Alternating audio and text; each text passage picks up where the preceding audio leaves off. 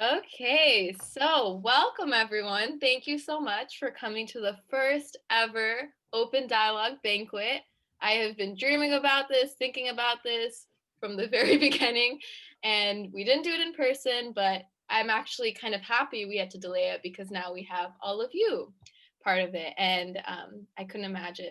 I mean, I could imagine it many different ways, but I'm glad that we're doing it in this platform. So let's get started. I'm thinking that we'll have these banquets every quarter so that we can kind of recap what we've been doing and where we want to go, and also have a chance to, take a breath, recognize how much stuff we've accomplished. So let's get started. So this is only the beginning, and I want to stop screen sharing so I can actually look at you when I speak. But basically, this movement has, I did put my own quote, yes. This movement has become way bigger than I ever imagined 2 years ago, right? I was just curious about what would happen if we would put two different perspectives in just one room. And it really expanded to this, right? But this is bigger than me. This is bigger than UCSD. Open dialogue has really been about you and your contributions. And you are really what makes this organization so great. I mean, Noah talked about this in the beginning too. It's like, yes, it's great how we started and all the energy we have, but all the passion and energy that you all bring to the table every single day. I mean, I've witnessed how you all show up for hours and hours of Zoom calls, right? Just to plan these complex discussions, plan the marketing strategies, even just to communicate and to play games and stuff. I've seen you, how you show up for each other, how you support each other beyond just words, right? You're really there for one another, really have created these deep connections, I would say, all through Zoom calls and Facebook Messenger, which is pretty amazing during this time. And I've seen you all stand up for what you believe in during meetings and really realizing that what brought us here won't get us there. And you all are willing to, go out on a limb, challenge yourselves, and really make this organization better. I see you, I hear you, and I really, really appreciate you. We're doing such a powerful mission to bridge the political divide, and it's no small feat, especially during this time. And I just really value and appreciate every single one of your contributions, and we make huge strides every day. And I know that this is really just the beginning, and there's no limit to what we can accomplish together. So thank you all for being part of this journey, and I'm so excited to see what we can do. I will pass it on to Vanessa. Oh. Thank you, Sahabia. I was just going to talk a little bit about my journey in open dialogue. And so I remember the first discussion I had ever attended was about toxic masculinity. Maybe Arjun remembers that. I know Sahabia probably will. We watched a Gillette ad and we talked about it. And that was one of my first times being in a room full of people who were very interested in having an intellectual discussion and talking about things that we don't really talk about. And I was just a freshman at the time. And I remember going home from discussions, venting to Sanjana, my housemate and my roommate, about, oh my gosh, today there's a discussion and this person said this and this. And I was, like Sanjana and I would like talk back and forth about how we felt about these things. And then fast forward to like the next year, I totally don't even remember how Zahabia reached out to me or found me, probably on Facebook. And then getting recruited again for the second time around when it was open dialogue was really interesting. I wasn't really present for the fall quarter because I couldn't come to any of the discussions, but they sound interesting in collaboration with the dialogue ambassadors, which I'm one now, but like back then I wasn't and I had no idea how they went. But just seeing that our team has grown immensely, seeing, me blasting back and forth from meetings to meetings and then sitting in a conference room table. I know that none of y'all except for Arjun Zahavi know what we're talking about, but like sitting in front of like a whiteboard and jotting down all of our ideas, like how can we market, how can we table, what topics do we want this month?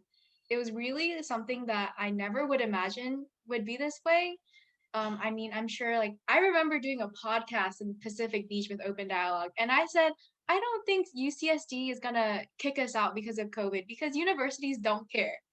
And look where we are. We got kicked out of campus. Everything got shut down, and I didn't realize how big of a deal like coronavirus was because it was really early. February, maybe? February, early March. It was when Harvard had kicked out their students, and so I didn't understand what was actually developing at the time.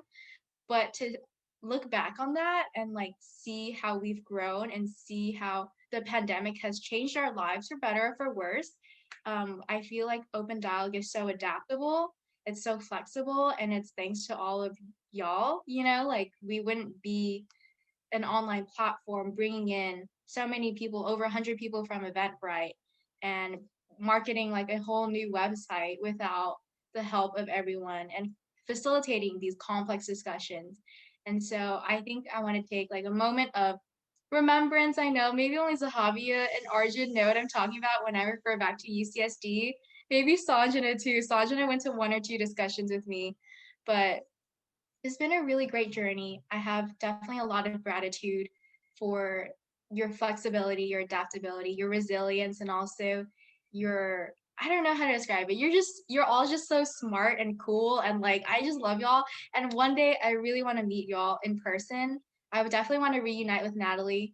We can take a trip to the Netherlands. And we can all hopefully meet each other at some point, maybe in the US. So maybe if other people can come to us, that would be preferred. But that is all from me, and I'll pass it off to Arjun. Like Zahavi and Vanessa touched on, when we started out, things were just on a completely different scale. It was a handful of us that barely really knew each other running around UC San Diego and trying to host events in a way that would attract people, which it turned out was pretty hard to do. Like, so we'd stand outside of the library at rush hour, like right when classes had let out and stuff, holding a bunch of flyers and free food, dude. We held free food. We literally ordered like boxes of food for free and we put them out. And we still got people saying, no, thank you, not interested. Like there was no obligation to come to our events. You didn't even need to like pick up a flyer. I got so desperate sometimes I was like, okay, I'm not even going to give you a spiel. I'm not going to open my mouth. There's a box of food here and it's open and you can feel free to take some if you want it. And we still had people say no. But we eventually started getting a few people here and there, and we just dealt with a very different set of problems than we deal with today. Like it was a different setting, it was a different scale of planning, and it was just very different from what we're doing now. And by the end, I think we were all getting a little bit um, tired with the way things were going, even before we got hit with like a global deadly pandemic, as you do. And I just kind of remember thinking at the end, this is it. Like we had a good run, we did some pretty cool stuff, but I don't know if I can see this continuing on into next year at the same strength that we've been doing this at the entire time. But we kept talking, and slowly we just started to pivot a little bit, and eventually we completely pivoted. New setting, new structure, completely different vibe than what our old events used to look like. And we spread the word to a few people here and there, and we stumbled on a few new people who were kind of interested. And somehow over time we made something really polished and really beautiful. And I think that literally the only thing I can think of that's the same from when we started to now is that everybody who's in this organization believes in the mission and just pours their soul into it. I think something really important is being done here, and it's being done by a group of very talented and insanely dedicated people. There are more than 20 of you, and without exaggeration, I can think of times when every single one of you just stepped up and did something because it had to be done. Maybe we had an opening in like the event team for a week, or we needed some notes taken for a meeting, or we needed to pivot our marketing. There was always someone who just did it to do it. And oftentimes we didn't even think it needed to be done. We have better guidelines today. We have better marketing strategy today because you were honest. You saw problems with what we were doing. You saw better ways of doing what we were doing, and you told us about them. And just all in all, today, I think this is a well polished machine because of your honesty and your dedication. And truly and unironically, I want to say I am so proud of this community. Thank you all.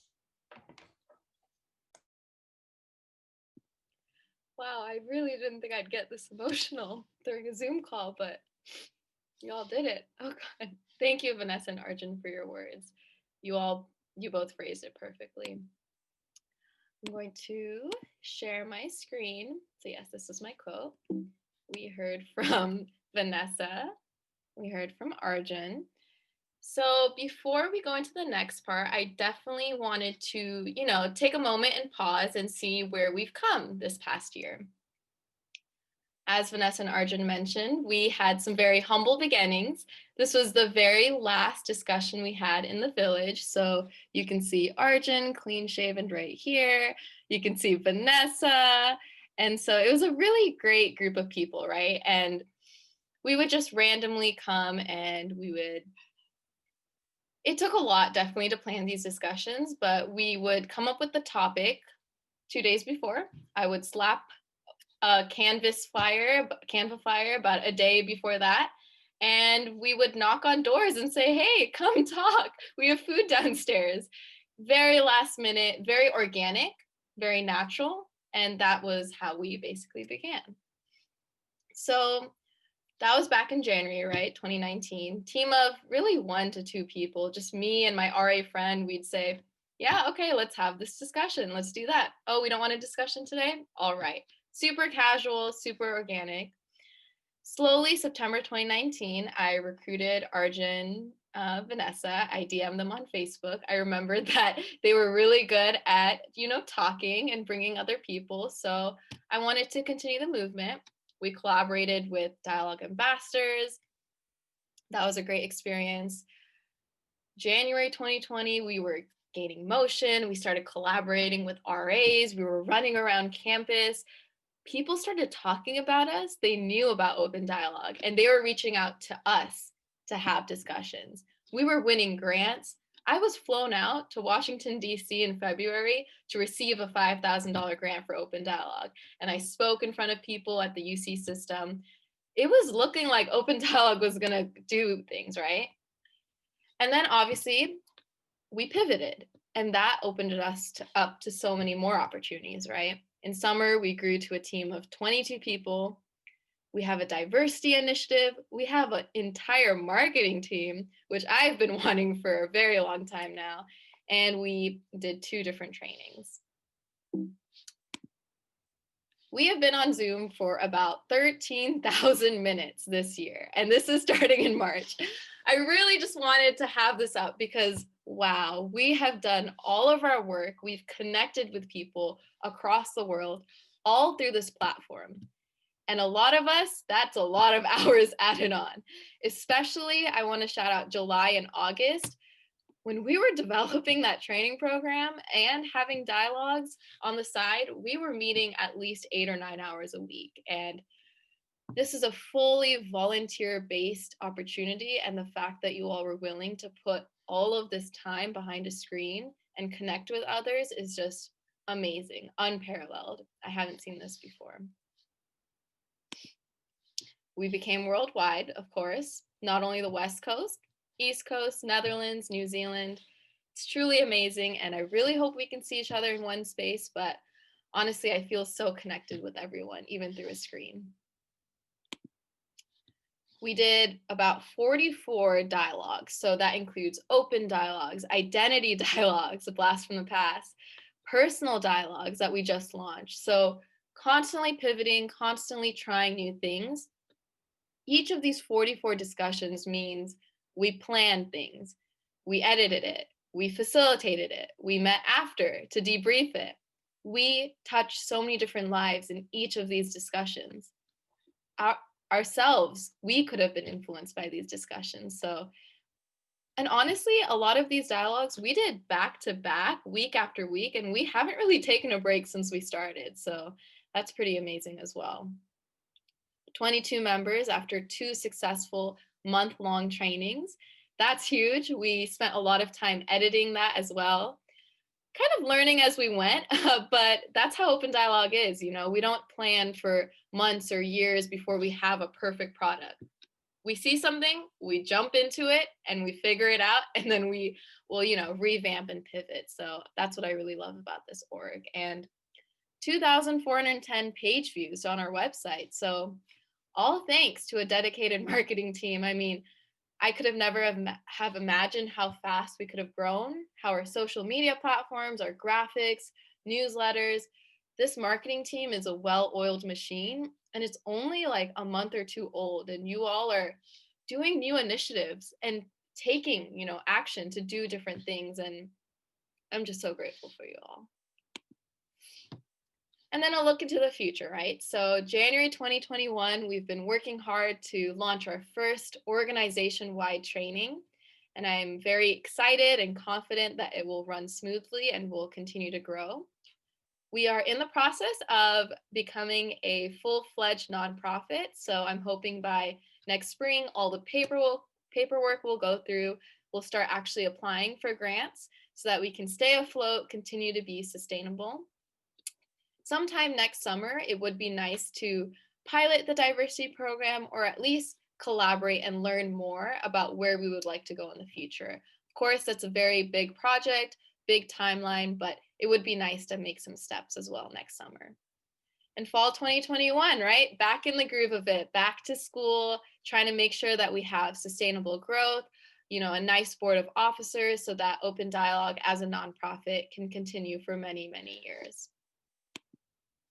And now we will go into the awards section. So I will leave it to Arjun and Vanessa.